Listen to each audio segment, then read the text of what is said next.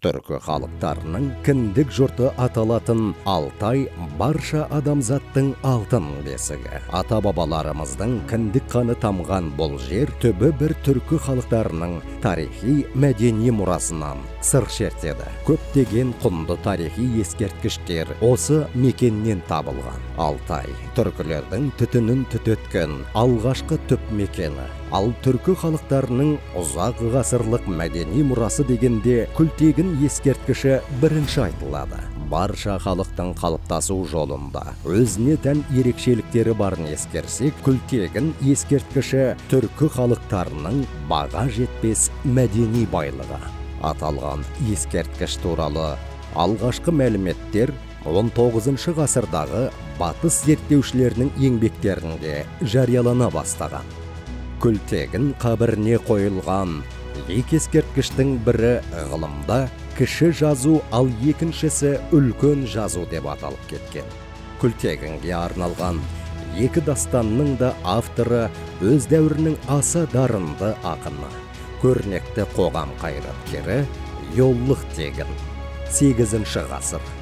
Түркі халқын бірлік пен ерлікке шақыратын аталмыш мұра уақыт сыйы. Ескерткіштің жоғарғы жағына айдаһар бейнесі ойып жасалған. Мұнда шығыс түркілердің Тан династиясының езгісінен азат етілгендігі және күлтегіннің жауынгерлік жорықтары мен қағандардың ерлігі жырланады.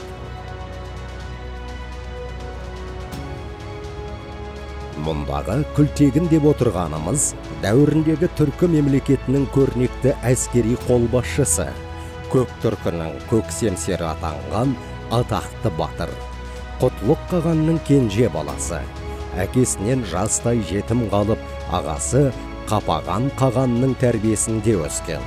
Күлтегін тым ерте есейіп, бұғанасы бекімей жатып ұрысқа қатысқан жан. Ғұмырының соңына дейін соғыссыз өткен жылы болмаған Күлтегін ерлікпен күресіп, түрік қолын жеңіске жеткізіп отырған. Күлтегін күтпеген жерден қайтыс болған кезде Білге Қаған Қытайдан шеберлерді арнайы шақыртқан. Даңқты жауынгердің өлімін жоқтауға көрші мемлекеттерден көптеген адамдардың келгендігі тарихтан жақсы таныс. Күлтегінге қойылған мәңгі тас барша адамзаттың баға жетпес тарихи байлығы.